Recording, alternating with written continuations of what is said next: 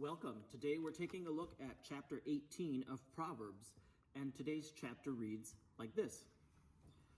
The one who lives alone is self-indulgent, showing contempt for all who have sound judgment. A fool takes no pleasure in understanding, but only in expressing personal opinion.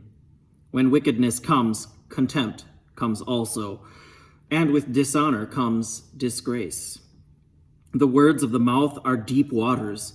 The fountain of wisdom is a gushing stream.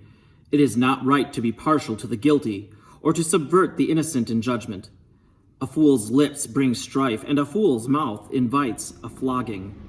The mouths of fools are their ruin, and their lips a snare to themselves. The words of a whisperer are like a delicious morsel. They go down into the inner parts of the body. One who is slack in work is close kin to a vandal.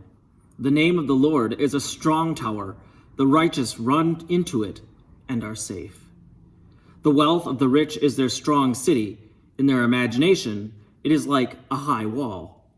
Before destruction, one's heart is haughty, but humility goes before honor.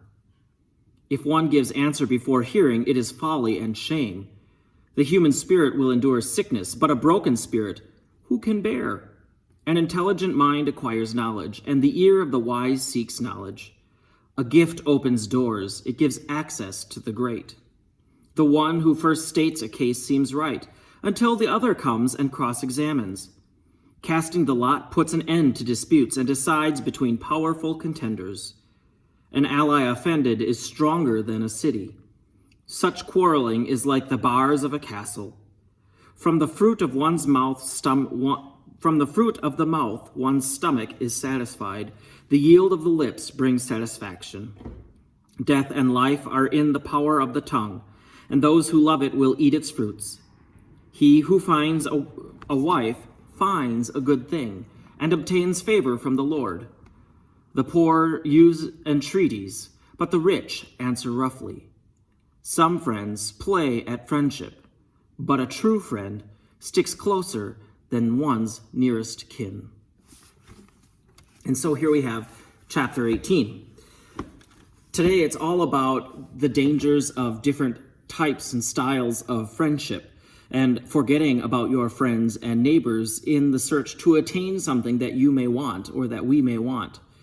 If we are quick to alienate our friends, this verse says, we are going to start quarreling, and we become the fool. We become the self-indulgent person. Verse 17 reminds us that we should be careful about what we may say, because there are always two sides to every story. Now, how many of us have heard that?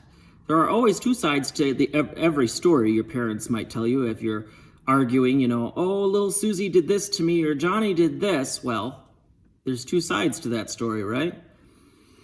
And then in the end of today's chapter, it leaves us with what I think is probably the most thoughtful verse. I mean, there are other good verses, like verse 10, the name of the Lord is a strong tower. The righteous run into it and are safe. How true is that? We talked about that yesterday a little bit with Pastor Catherine, and the day before on verse 16, that God is our refuge and strength. We hear that even in Psalm 46. God is our refuge and strength, a present help in times of trouble.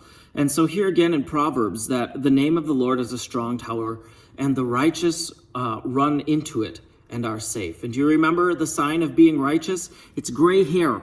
So if you have gray hair, you know you're going to be righteous. It says so in verse 16, so remember that. But anyway, so we have verse 24, our last verse. I think this is the best verse. It really struck me that as I was looking at it. It says, verse 24 says this, some friends play at friendship, but a true friend sticks closer than one's nearest kin. So, in English, or in modern English, we might ask, are we social friends? Are we friends just because of social status or because we want to get something out of it? And so we're social friends, but, when we get around other people or when we're home, depending on the situation, we're not friends. So are we that social type of friend? Or Are we a friend that is through thick and thin, or in the darkest times and the happy times? Are we that kind of friend for that? And that brings us then to a verse that we have in the book of Sirach or Ecclesiasticus. Chapter 6 of Sirach talks about friendship, false and true friendships. And the end of that has a fantastic set of verses. So starting at verse 14 of chapter 6 of the book of Sirach or Ecclesiasticus, whichever you prefer, it says this: "Faithful friends are a sturdy shelter. Whoever finds one has found a treasure. Faithful friends are beyond price. No amount can balance their worth. Faithful friends are life-saving medicine, and those who fear the Lord will find them. Those who fear the Lord direct their friendship aright. For as they are, so are their neighbors also." What great words. I love that. Faithful friends are life-saving medicine. And that's what we're called to be today, and especially during this weird, strange time, to be faithful friends. And that means caring for each other and calling. And it may look slightly different than we have, than it has in the past. And it looks different than it will in a couple weeks or a couple months. But our friendship, are we going to be friendship through the thick and thin? Are we going to be friends through all of this, even though we may disagree on the outcome or the severity of the illness or what it may be? Are we going to get caught up in that and cut our friendship? Or are we going to be the medicine that each other needs and be that life-saving, life-giving, healing source that friendship can only give? Something to ponder as we look at this text and as you may read through it. So we've got two questions again today. 2 seems to be our magic number. The first one is, are there times where we may have abused a friendship to attain something we felt that we personally wanted or needed? Is there something that we may have needed, so we abused our friendship to get that, that which we desire?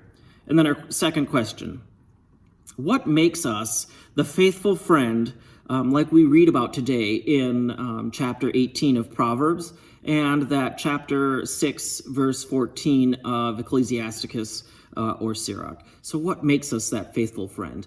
And how do we rejoice in that? So have a wonderful day. We'll see you tomorrow as we look at chapter 19. Bye-bye.